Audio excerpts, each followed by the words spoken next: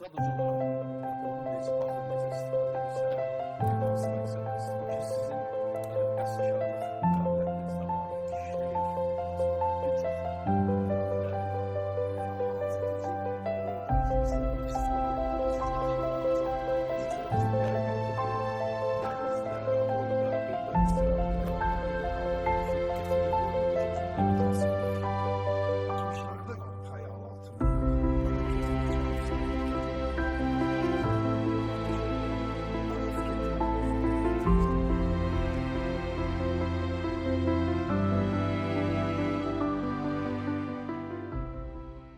Salam, hər vaxtınız xeyirli olsun, sayğıdəyər 14 TV televiziyasının izləyiciləri. Bir daha sizlərlə görüşə gəldiyimiz üçün çox şadıq. Misra verilişinin növbəti buraxılışı ilə qarşınızdayıq. Bugün də gözəl bir mövzu ilə inşallah ki, bu qarşımızda olan vaxt ərzində xidmətinizdə olacağıq. Mövzumuz isə Qurani-Kərimin Azərbaycan ədəbiyyatına daxil olma mərhələləri barəsindədir. Və təbii ki, studiyamızın qiymətli bir qonağı var. Mən zaman itirmədən qonağımızı sizə təqdim etmək istəyirəm. Studiyamızın qonağı ilahiyyatçı, dinşünas, alim, Əhl-i-Beyt məddahı Hacı Qədir qardaşımdır. Qədir bəy, xoş gəlmisiniz. Minnətdaram. Allah razı olsun, xoş gördük inşallah sizləri. Əziz, dəyərli tamaşaçıları salamlayıram inşallah.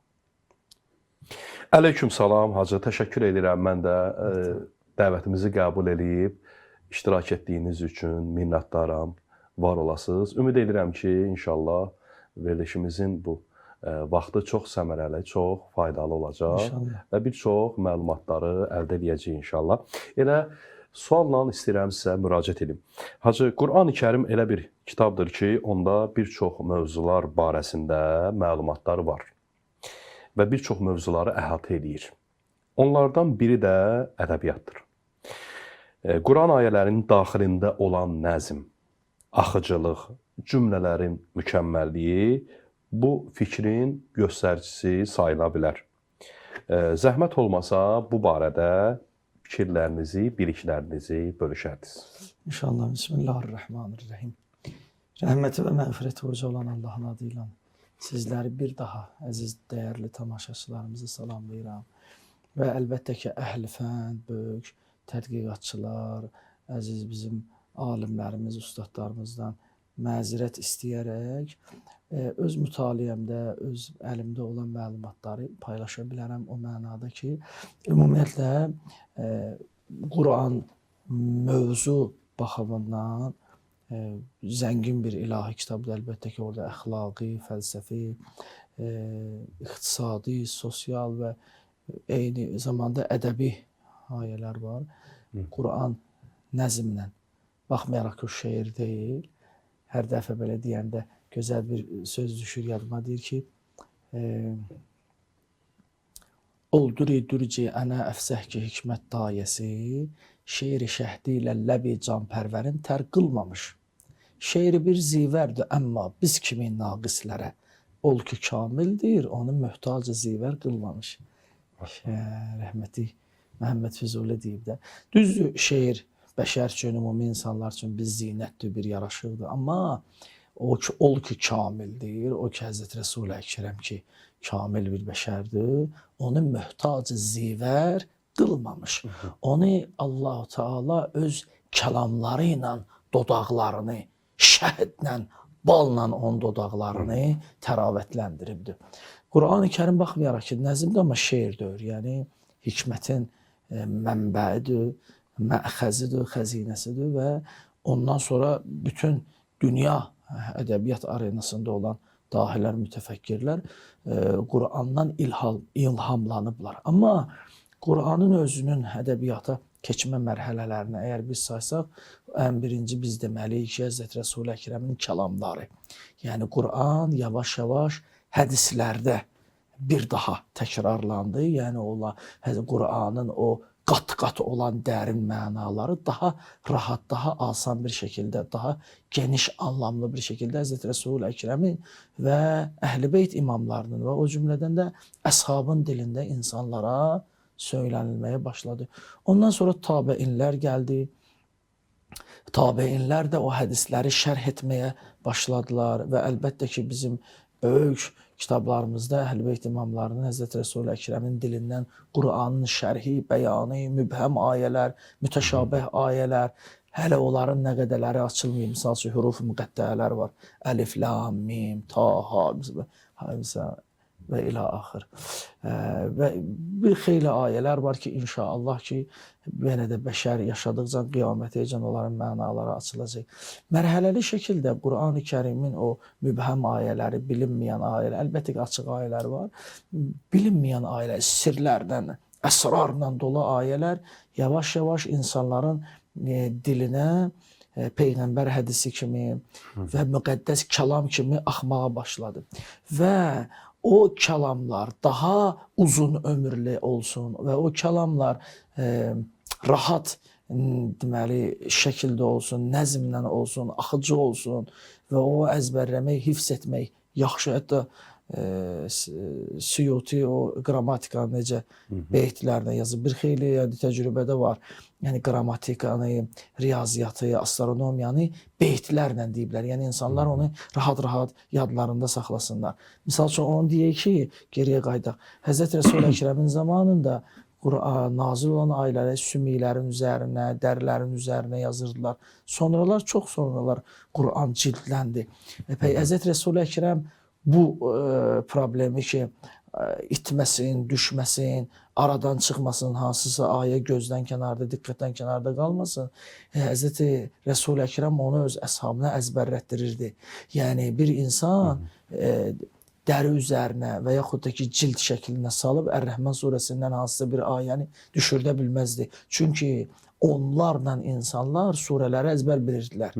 Yəni bu əzbərçilik ümumiyyətlə sonraki məlumatların itib batmamasına. Bir insan çıxar, Qur'an tərtib eləyər, deyər ki, bu da Qur'an, heç orada ayə yoxdur. Necə sübut eləmək olar? Onlarla insan Qur'anın surələrini əzbər bilirdi. Yəni hafızı Qur'anlar var idi, o surələri əzbər deyirdilər. Bu şəkildə sonradan Qur'anın ayələrinin diqqətdən kənar qalması, itməsi, aradan düşmənlər də var axı. Surələrin içərindən çıxarılmasının qarşısını Həzrət Rəsul-i Əkrəm aldı. Hansı sözlə? Tapşırdı ki, Qur'anın ayələrini, surələrini əzbərləyin. Sonradan böyük ədiblər isə təqribən İslamiyyətdən sonra 3-cü, 4-cü əsrlərdə. Misal üçün, düzdür, Həzrət Rəsul-i Əkrəm sağ olanda Həssan var idi, İmrül Qeys vardı, Əntərə vardı. Onlar nəhəng ərəb şairləri idi. Onlar da öz zamanlarında Qur'anın hikmətindən ilhamlanmışdılar. Amma deməli, indi biz fikrimizi cəm eləyək. Azərbaycan ədəbiyyatında isə Azərbaycan ədəbiyyatında o dövrdə misal üçün Azərbaycan hüdudları Dərbənddən Bağdada qədər misal genişlənirdi. Az qala Hindistana qədər sonralar o coğrafiya böyümüşdü. Misal Səlcuqilər zamanında deməli Şeyx Şəhabəddin Sührəvərdi. Onun 1155-ci ildə təvəllüddü o. Sührəvərdi ilk dəfə Qur'anın deməli irfanı, fəlsəfəsini, Qur'anın əxlaqını, Qur'an elmini öz əsərlərinə getirib. Maraqlısı odur ki, inanın ki, mütaliələrim zamanı onun dünya kitabxanalarında olan kitablarının sayını gördüm ki, yadımda saxlaya bilmərəm. O qədər kitabxanalarda onun deməli əsərləri var. Misirdə, Suriyada, İranda, İraqda, Mərakeşdə, Nəcəf Əşrəfdə, Bağdad kimi böyük nəhəng kitabxanalarda misal üçün o Sührəvərdinin əsərləri var. Bir yazıların birində rast gəldim ki, Qur'anın 114 surəsinin şərəfinə o 114 əsər yazıb. Əsərlərindən biri Əsrarnamə var, Cəvhərnamə var. Sonra əsərlərindən biri də Məntiqut Teyrdur. Quşların məntiqi. Quşların məntiqi. Yəni orada rəmzlərlə danışıb, yəni orada ibarələrlə danışıb. Özü də 4400 beytdən ibarətdir. Yəni nəhəng bir əsərdir əslində. Düzdür, sonradan belə bir əsər Əlişir Nəvai də yazıb. Lisan-ı Teyr, Məntiqut Teyr. Əlişir Nəvai yazıb. lisan-ı teyr, quşların dili. Quşların məntiqini o yazıb, quşların dilini. Məsələn, Nəsimi də deyir ki, heç kimsə Nəsimi sözünü fəhm edə bilməz, ya kəşf edə bilməz. Bu quş dilidir, bunu Süleyman bilir ancaq. Bəzi dövrlərdə şairlər, alimlər Qur'anın məntiqini, Qur'anın bizə insanlara demək istədiklərini, misal üçün sonradan o əsərlər yazılıb, Bəngübadə, Həftücan, Dəhnamə, meyvələrin söhbəti, ağacların söhbəti. Əslində nə ehtiyac varmış bu obrazlar yaratsın? Orada insanlar bir-birinə öz fikirlərini desinlər də. Yox, demək olmurmuş. Elə bir zaman gəlib ki, Qur'anın məntiqini o zamanlarda açıq-açığına əsərlərdə ifadə etmək olmurmuş. Ona görə quşların dili ilə, ağacların dili ilə, təbiətin dili ilə, nə bilim yerin, günəşin, nə bilim ayın dili ilə şairlər Qur'anın məntiqini əsərlərə götürüblər. Düz deyil, Səlcuqilər zamanı misal üçün münbit bir dövr olub. Ondan sonra misal üçün Azərbaycan ədəbiyyatında nəhəngi olan Şeyx Nizami misal üçün bütün öz əsərlərini münacatlarla başlayıbdır. Bütün, yəni ki, o necə Qur'an-ı Kərim başlayır, Bismillahirrahmanirrahim, Elhamdülillahi Rabbil alemin, o rəhimlidir, mərhəmətlidir, misal üçün qiyamət gününün sahibidir, ona ibadət edirik, ondan kömək edirik. Yəni o münacatla, o fəryadla, o həmdlə, sənanla Şeyx Nizami öz əsərlərini başlayırdı. Amma bəzi dövrlər olub ki, orada misal üçün o məntiqi, o fəlsəfi, irfani, misal üçün şahların ədalətsizliyini tənqid eləmək lazımdır. Bütün şairlər üçün belə münbit şərait olunur. Qur'anın dili ilə, Qur'anın ifadələri ilə, Qur'anın məntiqi ilə. Məsələn, Şeyx Nizami onu İskəndərnamədə eləyib. Məsələn, İskəndərin peyğəmbərlərlə söhbəti, İskəndərin o Xızır əleyhissalamla görüşü, misal üçün orada olan əhvalatları o söyləyə. Adicə misal kərpiç kəsən kişinin əhvalatında o nə bölgündə orada məntiq ortaya qoya bilir. Hətta Sirlər Xəzinəsində belə bir ifadə var. Deyir ki, nəfsin isteklərinə uyumaq zəncirdir. Tərcümədə belə, nəfsin istəklərinə uymaq zəncirdir. Onu qıran, azad olan, qırmayan əsir. Nəfsin zəncirindən qurturan, əslində azad insan, nəfsi azad olan insandır. Öz nəfsinə, şeytanətə, vara, dövlətə, vəzifəyə əyilməyən və ondan özünü asılı hala gətirməyən insandır. Deyir, o zəncirləri qıran azad olar, qırmayan əsir. Misal üçün Qur'an-ı Kərimdə belə bir ayə var. Deyir ki, və nəfsin və ma səvvaha fəəlhəməha fucuraha və təqvaha qəd əfləhə mən zəkkaha və qəd xabə mən dəssaha kəzzəbət səmudu bitəqvaha izin bə'sə əşqaha fəqalə ləhum Rasulullah naqətəllah və suqiyaha fəkəzzəbuhu fəəqaruha fədəmdəmə aleyhim Rabbihim və zəmbihim fəsəvvaha və la yəxafu uqbaha. Deməli Şəms surəsində Həzrəti Allah Teala onlara dedi ki, Həzrəti Salihin dəvəsini su içən yerdə toxunmayın. Onlar isə o dəvəni öldürdülər. Onlar necə bir pis aqibətə duçar oldular. Amma kimlər nicat tapır? Fəkəzzəbu və nəfsin və ma səvvaha. Öz nəfsini paklayanlar nicat tapırlar. Misal üçün Şeyx Nizamidə 7 gözəl, 7 günbəz, İnsanın yüksəlişinin 7 mərhələsi. Misal üçün, İskəndərnamədə Şərəfnamə, İqbalnamə onun 2 hissəyə bölünməsi. Misal üçün, Əhməd Ağa Əhmədovun Nizami elmşünas əsəri var. Xosrov və şiirini orada şərh eləyibdir. İndi əlbəttə ki, bizim belə o qədər vaxtımız yoxdur da hər nöqtənin üstündə dayanaq. Mən ancaq fikirləşmişəm ki, o hədəf nöqtələri göstərək və keçək.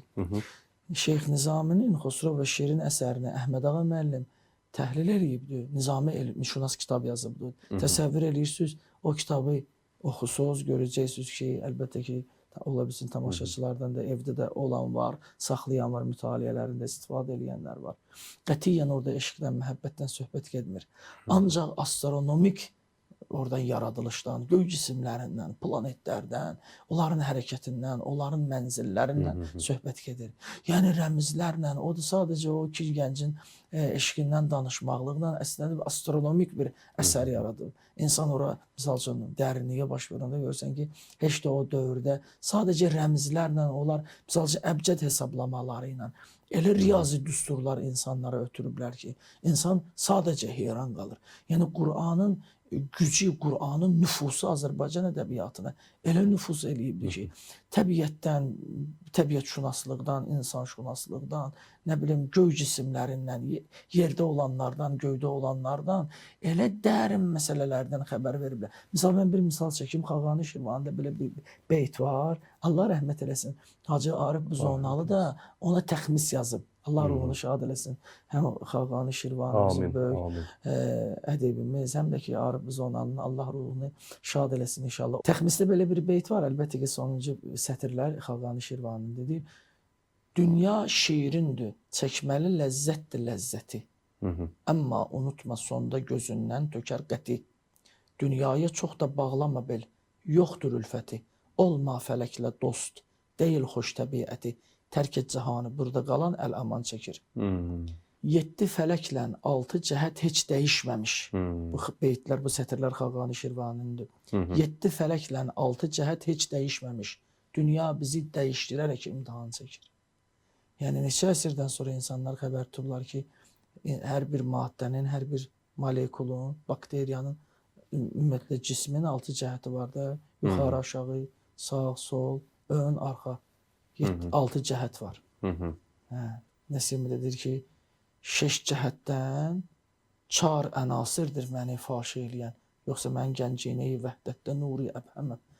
Mən cisim kimi dünyaya gəldim, varlığım Allah Taala'nın dilindən deyir. Mən deyir, tanınmaq istədim, insanı yaratdım. Deyir, 6 cəhətdən 4 ənasirdir məni faş eləyən.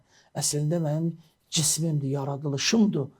Allah-u Teala'nı faş eləyən. Yoxsa mən gənciyini vəhdətdə nuri əbhəməm. Bilinməyən bir nurudum. Küncü kənsən xəfiyyən. Mən məxfi idim, tanınmırdım. İnsanı yarattım ki, hədisi qudüsüdə var da, tanınım. Sonra Zariyət surəsinin 56-cı ayəsində Allah Teala buyurur ki, mən cinləri və insanları mənə ibadət etsinlər deyənə xəlq etdim, yarattım. Deyir ki, 7 fələklə, 7 fələk də o dövrdə oxşayır ki, 9 planet hələ kəşf olunmaymış, 7 planetdən insanların xəbəri varmış. Gör nələrdən xəbəri varmış, onun göy cisimlərindən.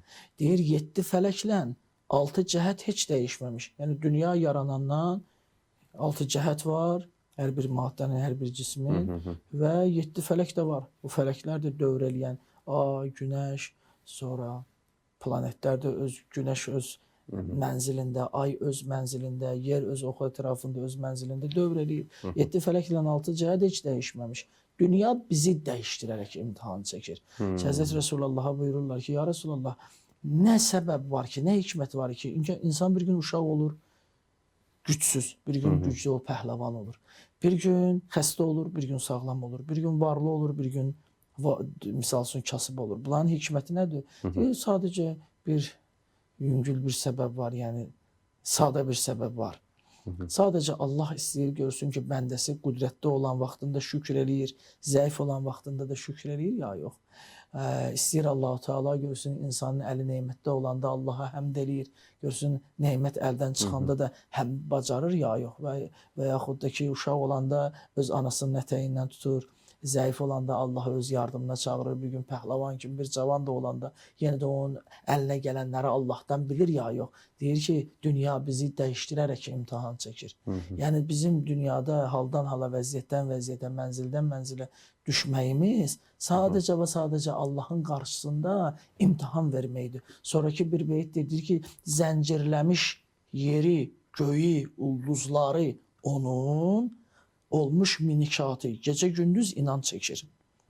Əslində deyir, bu çərxi dəvvar ki var, ayın deməli hərəkəti, günəşin hərəkəti, yer planetinin hərəkəti, o dövrdə misal üçün nələr, ulduzların hərəkəti. Sadəcə və sadəcə gecə gündüzün də orada deməli öndə ardıcan planetləri, ulduzları aparıb bir-birini əvəz etməsi, deməli günəşin, ayın da günəşi təqib etməsi, gecə gündüzün bir-birini təqib etməsi ancaq və ancaq insan həyatı üçündür. Ancaq və ancaq insanın yaradılışı üçündür, insanın rahatlığı üçündür. Bunların hamısını Allah Teala insandan ötəri xəlq eləyibdir. Bu bölüyündə kəhkəşanları, zəncirləmiş Yəni onları Allah-u Teala elə bir-birinə bağlayıb ki, misal üçün bu planetlər heç bir mənzilindən çıxmır, əndazəsindən çıxmır, hərəkətindən çıxsa birdən nə olar? Məhv olar yer göy. Deyir, ay bəşər, Allah sənə görə zəncirləmiş yeri, göyü, ulduzları, onu olmuş minikatı gecə gündüz inan çəkir. Xaqani, bəstür ki sənin ahu şivənin dəhrin sazında nəğmə yerinə fəqan çəkir. Əslində fəryad edirsən, bəlkə sən Allah-u Teala'nın əzəmətindən, Allah Teala'nın nemətindən, yəni əslində özü qınamaqla ətrafındakı insanları söz eşitdirir ki, bəlkə biraz da Allahın nemətlərindən danışaq, bəlkə də Allahın yaradılış, bəlkə də Allahın o yaratdıqlarından, xaliqliyindən, əzəmətindən, ucalığından, alimliyindən. Yəni var axı bir cür bəzi insanlar ki, eşit, o çatmır, bu çatmır. Yəni onları tənqid edir də, xaqanidir, bəsdir ki sənin ahu şivənin dəhrin sazında nəğmə yerinə fəqan çəkir. Sən gərək həmd eləyəsən, əksinə fəryad eləyəsən, narazıçılıq eləyəsən. Yəni bu cür o Qur'anın məntiqini, Qur'anın mövzularını ədəbiyyatımıza yüzlərlə deyək, məsələn orada Şah Xətaidə belə bir beyt vardır ki, ey ki yoxdan bu cahanı var edən pərverdigar. Əslində o orijinal variantda bu cürdür. Yerləri qaim, göyü dəvvar edən pərverdigar, kündükən zən ayəti vəsfində bulmuşdur nüzul, varlığı ilə konfəkan iqrar edən pərverdigar. Deyir Allah-u Teala da bayaqki söz. Allah-u Teala deyir ki, mən tanınmaq istədim, insanı xəlq elədim. Əslində o deməli maddənin, cismin var olmaqlığı ona yaradanın var olmaqlığı deməkdir. Əgər insan varsa, deməli onun bir yaradanı da var. Deyir əslində özür istəyirəm. Deyir əslində Allah-u Teala ki kun dedi, ol dedi və bu kəhkəşan oldu. Bu olan kəhkəşanın yaranan məxluqatın da elə özü sübut edir ki bunun bir yaradanı var. Əhsən. Kündükən zən ayəti vəsfində bulmuşdur. Nüzul varlığına kun fəkan iqrar edən və yaratdıqları onun əzəmətli bir xaliq olduğuna imza eləyən Allahdır. Ey o Allah ki, yaratdıqları onun əzəmətli bir xaliq olduğuna imza atıbdır. Orada bir belə beyt var dedi. Çox misal üçün bu məşhur beytlərdir. Deyir ki, yağdıran dəryaya göydən əbri nisan yağmurun. Sadəcə hansı beytlərdə Qur'an ayələri var onu deyirəm. Deyir, yağdıran dəryaya göydən əbri nisan yağmurun qətrəsindən lövi şəhvar edən pərverdigar. Ər-Rəhman surəsində belə bir ayə var. Yaxrucu minhuma lu'lu'u vəl mərcan. Bir sözdə Allah deyir ki, o iki dənizdən ləl cəvahirət çıxardır. Fəbəəyyə əlâi rəbbikuma tükəzziban. Belə olduğu təqdirdə siz Allahın hansı nemətlərini dana bilərsiniz. Ər-Rəhman surəsində belə bir ayə var. Biz bilirik ki, Fars körfəzi ilə Hind okeanı arasından misal üçün ləl cəvahirət çıxır. Orada Şah Xətainin o Qur'an ayəsini gözəl bir bədii estetika ilə o cümləsində işlədim.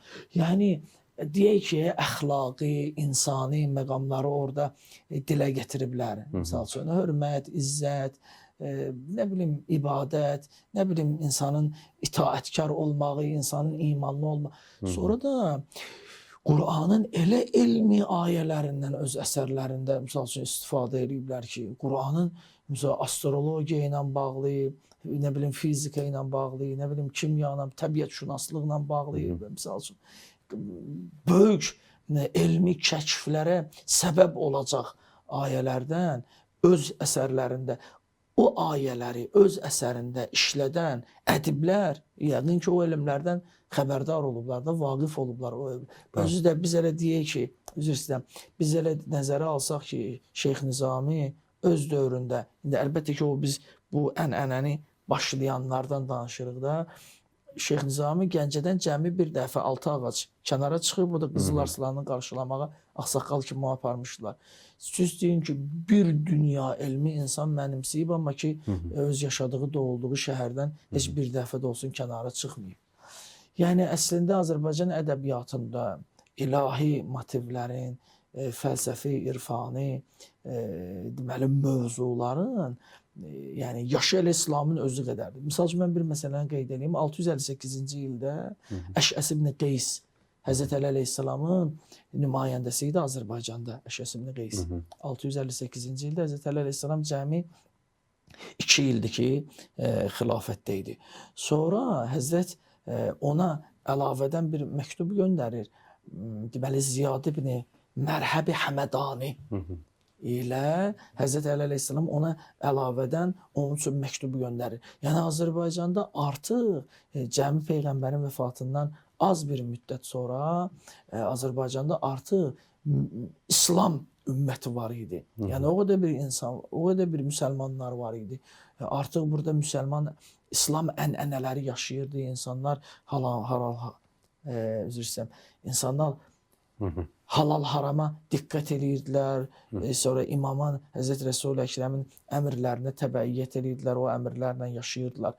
Sonraki dövrlərdə isə insanlar bu deməli əmrləri eşitməyə o qədər müştaq oldular ki, ədiblər bu beytləri əgər oxuyan olmasaydı, bu beytləri əzbərləyən olmasaydı, bu beytləri ümumiyyətlə mirzələr yazma, cildlənməsəydi bugün bizə gəlib çatmazdı. Deməli bu beytləri yazan var idi, bu beytləri bilən alimlər vardı, ədiblər vardı, gözəl-gözəl o Qur'anın məntiqini ədəbiyyatımıza gətirənlər var idi və o ədəbiyyata müştaq insanlar var idi.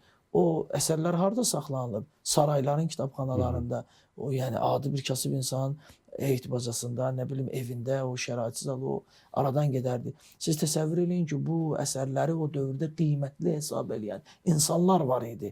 Onları böyük kitabxanalarda. Misal üçün mən bir məsələni deyim.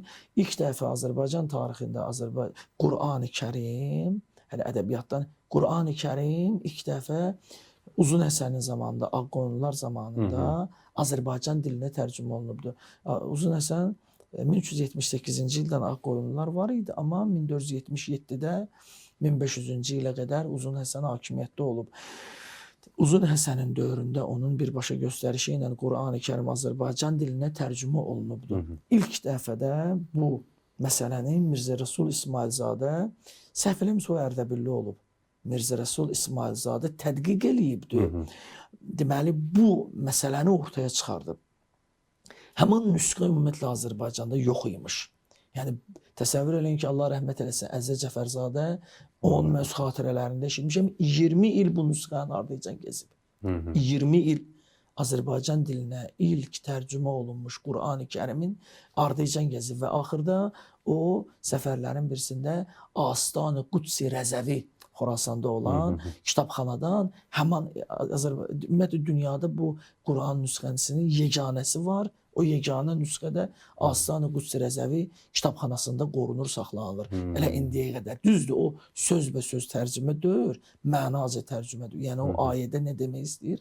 Onu təfsir. Təqribən mənası kimi, təfsir, təvil kimi. Yəni o cümlədən alınan məna ora qeyd olunubdur. Yəni təsəvvür eləyin ki, çox qədim zamanlarda, yəni təqribən 6-7 əsrdə İslamiyyətdən cəmi bir neçə əsr sonra artıq Azərbaycan insanı Qur'anın həqiqətlərinə daha dərindən vaqif olmaq istəyir. Yəni artıq o cəmiyyətin arasında o kitaba o qədər ehtiyac olub ki, onun tərcüməsi, nəşri həyata keçirilib. Yəni təqribən o dövrdə bilirsiniz Azərbaycan coğrafiyasında alimlər hamısı insanlar ərəb dilini, fars dilini, o yazını hamı bilirdilər. Bir də qaldı ümumi insanlar üçün artıq Qur'anın həqiqətlərini öyrənməyə, bilməyə insanlar o qədər ehtiyac duyulur ki, və yaxud da ki, ölkə rəhbərliyi, sultanlıq, səltənət sahibləri bu Qur'anı insanların arasında geniş surətdə təbliğini düşünüblər və onu Azərbaycan dilinə tərcümə eləməyə başlayıblar. Hal-hazırda o nüsxədə durur. Ondan sonra zaman-zaman ki, Səfəvilər zaman, cəmi Ağqoyunlular 2 ildən sonra onlar sonlandı. Yəni Sultan Murad 2 il hakimiyyət elədi. 1503-cü ildə tamamilə Ağqoyunlular Azərbaycan səhnəsindən getdi və öz yerini böyük Səfəvilərə verdi. Səfəvilər zamanında isə artıq mirzələr, deməli kitabxanalarda cild Qur'anı yazırdılar. Yəni siz bilirsiniz ki, məsəl üçün Osmanlıda Əndərun var idi. Osmanlıda çapxanalar vardı, əllə 100 cildlərlə Qur'anı yazırdılar. Yəni misal üçün sonradan deməli 16-17-ci əsrdə Təbrizdə miniatür sənəti intibah dövrünü yaşayanda Qur'anın motivlərini miniatür sənətinə çevirirdilər. Misal üçün mən o məsələlərdən birini deyim. Ümumiyyətlə Qur'an-ı Kərimdə Xanım Məryəmin adından başqa heç bir qadın adı yoxdur. Hı hı. Yəni nə Asiyəsi, nə Hacəri, nə xanım Sarası, sonra və ilə Nə axır. Həvva xanım. Nə Həvva xanım, nə Xədicə Kübra misal üçün. Heç bir misal üçün xanımın adı yoxdur.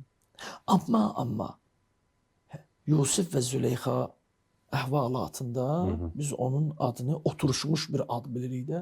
Hətta əsərlərdə misal üçün Mövlana Rumi, Cəlaləddin Rumi öz məsnəvəsində Yusif və Züleyxa məsnəvəsini demək olar ki, ən yüksək mərhələyə aparıb Rumi. Amma ilk dəfə isə bunu poetik, bədii üslubda ədəbiyyata gətirən Firdovsi olub. 940 təvəllüd olub səhv eləmirəmsə Firdovsi. O Xaqanidən də, Nizamidən də öncə yaşayıb. Şahnamədə ilk dəfə Həzrəti Yusif dastanına orada motiv getirib. İlk dəfə o obraza o ad verib Züleyxa kimi. Sonra bu ad isə o qədər ədəbiyyatda oturuşub ki, hamı tərəfindən qəbul olunub ki, sonradan Yusif və Züleyxa dastanı Azərbaycan ədəbiyyatında ümumiyyətlə aşıq ədəbiyyatına gəlib çıxıb. Bəli, bəli. Leyli və Məcnun, Əsli və Kərəm, Yusif və Züleyxa, Vamiq və Əzra. Məsələn, Şah İsmail dastanı var, Koroğlu və Nigar, Qaçaq Nəbi və Həcər.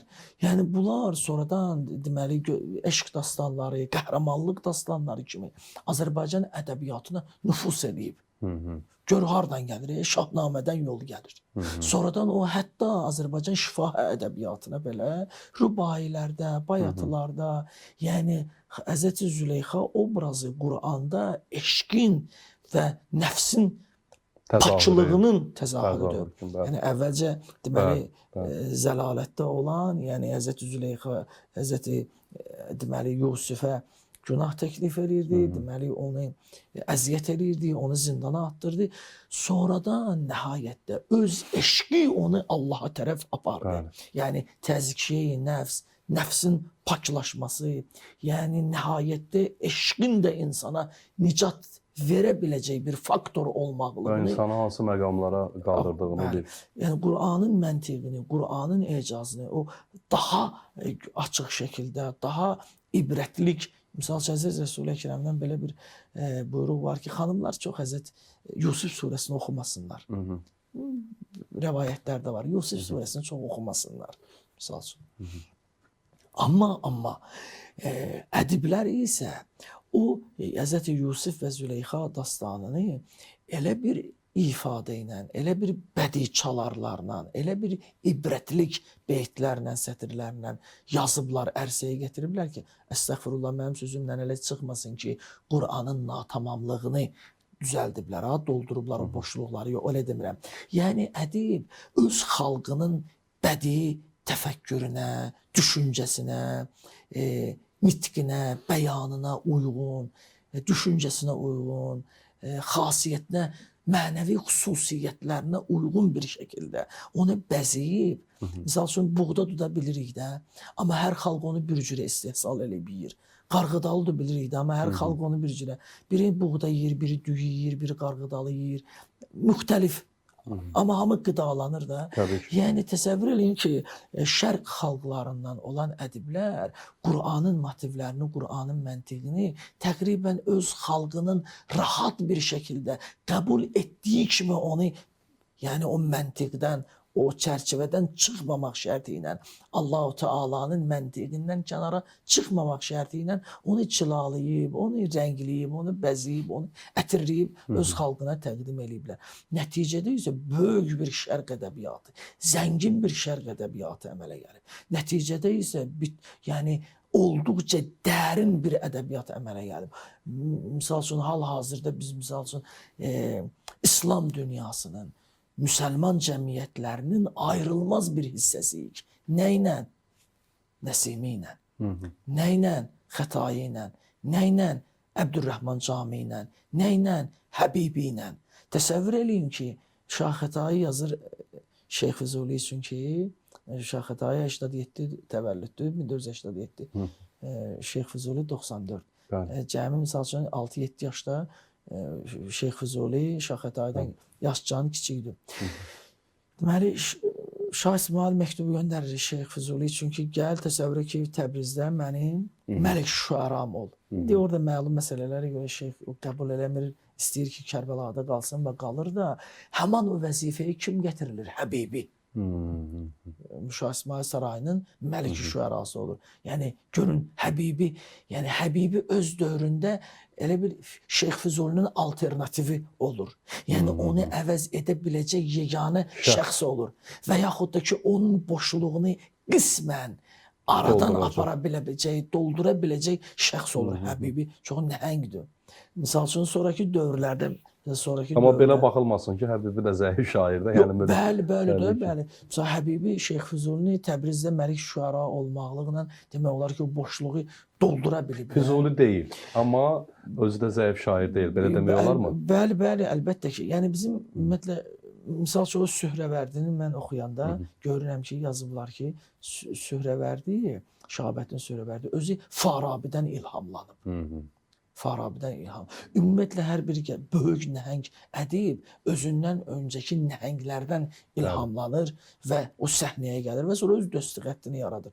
Məsələn, Şeyx Nəsimi özündən qabaqki o filosofların, məsələn, məntiq, nəzəriyyə üstündə işləyən böyük ədiblərin nəzəriyyəsini, məntiqini özünkiləşdirib də. Siz görün o İxlas surəsini necə nəzmə çəkib. Fəzl-i Əvvəl bağladım. Ya vahidu, fərdu, əhəd, cümlənin məbudu sənsən. Daima həyyül əbəd. Oxuram ismində. Bismillahirrahmanirrahim. Ey sifatındır sifatı. Qul huvallahu əhəd. Ləm yəlid sənsən oxurlar. Ey və ləm yulad səni. Ləm yekun zati sifatındır ləhu kuffən əhəd. Gör necə onu orada işləyib. Gör necə onu sınıqlıq yaratmadan, orada çərçivədən çıxmadan. Mükəmməli. Hətta siz bilirsiniz ki, qəzəl yazmaq olar. Bəli. Amma bir də onu xanəndələr dilində oxusunlar, bir də onu dərvişlər dilində oxusunlar. Yəni o biraz da zəhmət tələb edir. Siz təsəvvür eləyin ki, o həmin o ayələri, beytləri elə toxuyub ki, hətta onu misal üçün havacatla da, muğamla da oxuyanda çox rahat bir şəkildə oxumaq olur. Amma biz görürük ki, bir xeyli məsələn Məsnəvini bir çox xalqlar muğamatda oxuya bilmir. Elə bu məqamda istəyirəm sözü kəsdim. Elə bu havacat yəni mövzusunu belə deyək də daxil oldunuz. İstəyirəm elə həmən qəzəli o gözəl o havacat formasında həm də bir bizim izləyicilərimiz üçün də bir nümunəvi olar. Yəni necə o havacata yəni hansı şəkildə havacatla onu ifa etmək olar, həm də bir tədris materialı kimi olar. Buyurun inşallah. Qoy mən bir dənə hər dəfə bu Fəzl-i Əvvəl bağladım, çox oxunub. Qoy mən az oxunan bir şeylərdən birisini oxuyayım. Buyurun. Allah tərifatı, həm də irfanı, həm də cığataydı. Çətin bir dili var bu oxuduğum qəzəlin. Allah tərifatı, həm də cığataydı. Seyyid Nəsiminin də. Bismillahirrahmanirrahim. Ya Rahmanu ya Rahim. Bir belakeş aşıgayım, ey yar senden dönmezem. Xəncər ilə yüreğimi yar senden dönmezem. Dönmezem.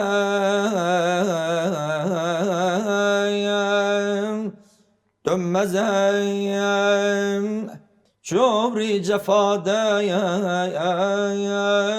xəstə köllüm məlhəmim.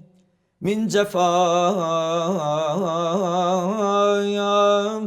qılsam mənəyim, dildar səndən dönməzəyim.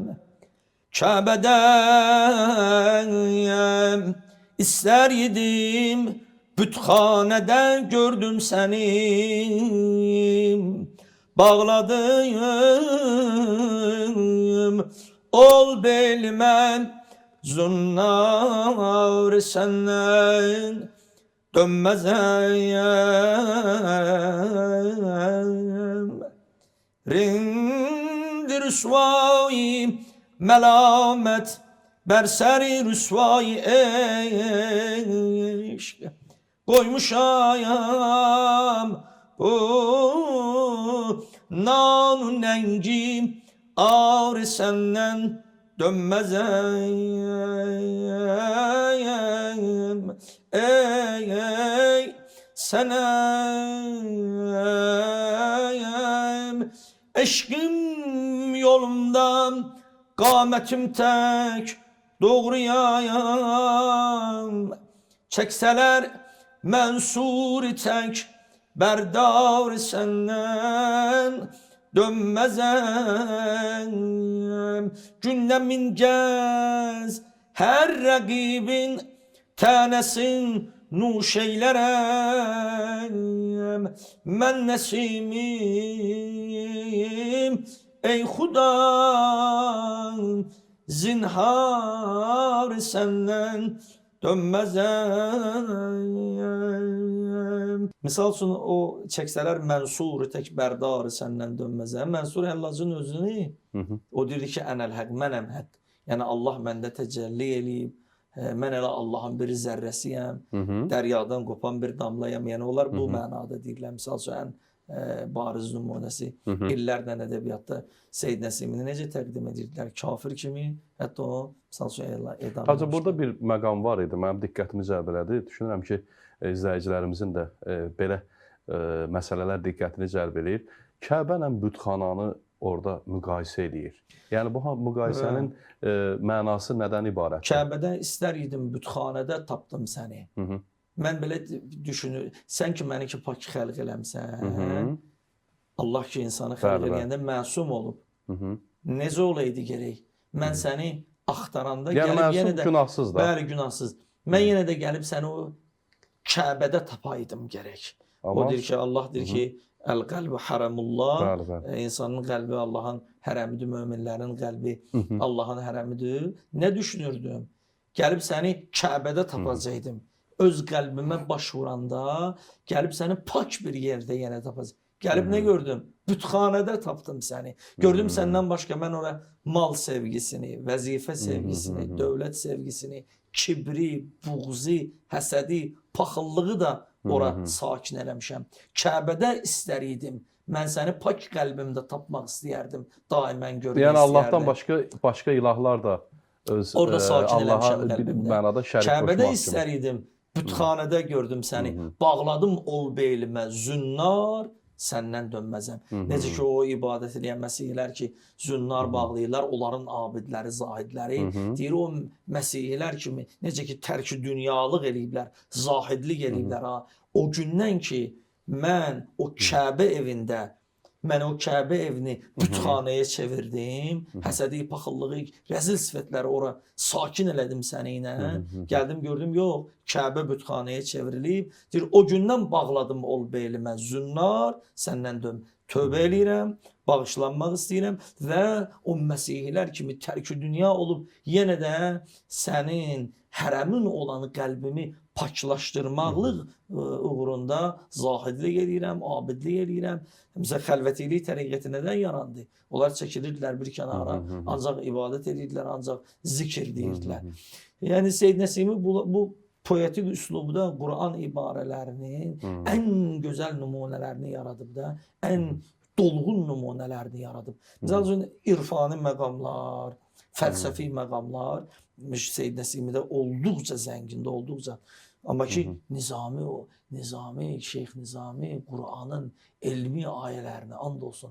Elə bir ki, son mərhələsini yarada bilib şey. Təsəvvür edin ki, bu günləri, nə bilim, o qısqanclıq ucbatından, nə bilim, biraz biganəlikdən, o müəyyən, o zəngin mədəniyyəti olan xalqları kənarda qoymaq istəyənlərə belə fürsət vermir.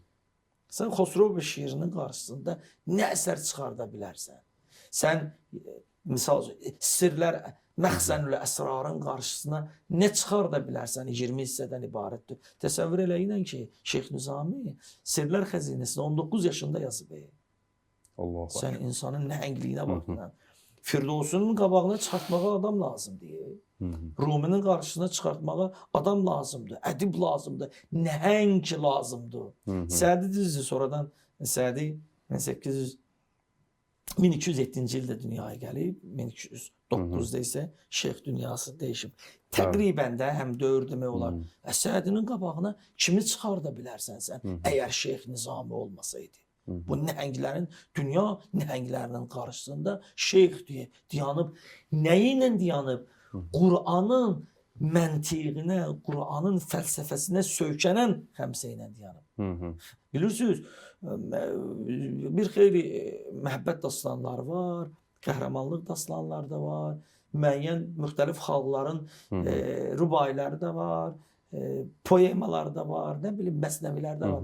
Amma Şeyx Nizami, indi biz orada sonraki mərhələlərdən çox danışa bilmədik, imkan, vaxt olmadı, gələk üzü bəri, gələk Seyyid Əzimin Qur'an məntiqi ilə dolu olan, yəni açması mübhəm olan, hələ də bilinməyən qəzəliyyatının üzərinə. Yəni Şeyx Nizami elə orada elə bir möhür vurub ki, elə bir köklü, o köklü qəsr qura bilib ki, sonradan bütün Azərbaycan ədəbiyyatında olan nəhəng ədiblər gəlib o qəsrin sakini ola biliblər. O qəsrin nuraniyyətindən istifadə eləyə biliblər. O üslubu çox məharətlə davam eləyə biliblər. Yəni Azərbaycan ədəbiyyatı həqiqətən də Qur'an məntiqi ilə, Qur'an fəlsəfəsi ilə, Qur'an əxlaqı ilə, Qur'anda olan mühüm mövzular, ədalət mövzusu, səxavət mövzusu, itaatkarlıq mövzusu, iman mövzusu, təqva mövzusu. Bu mövzular ki, Qur'anın aparıcı mövzularıdır. Sadiqlik, məsəl üçün, ufi bil uqud, vəfa mövzusu, əhdüzə vəfaliyin, əhdidarlıq, vəfalılıq mövzusu ki var. Məsələn, rəhimdillik, mərhəmət. Peyğəmbər Allah Teala deyir ki, sən qəlbinin mərhəmətli olmaqlığı, insanları xoş əxlaq olmaqlığın səbəb oldu ki, insanlar dəstə-dəstə gəlib İslamiyyətə təbəiyyət elədi. Təşəkkür edirəm Hacı, Allah razı olsun. Təbii ki, verilişimizin vaxtı məhdud olduğundan istərdim ki, yəni davam edək bu mövzunu.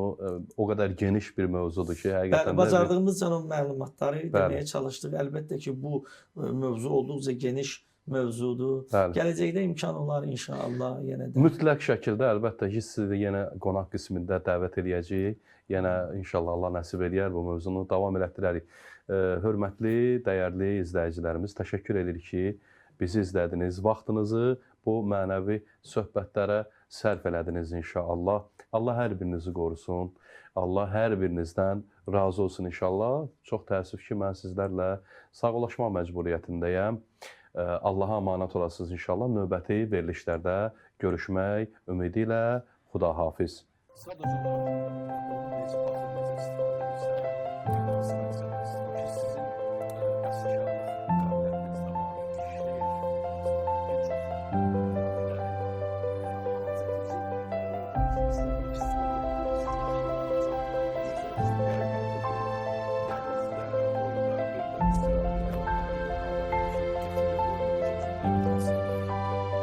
şeir, bir çox hayal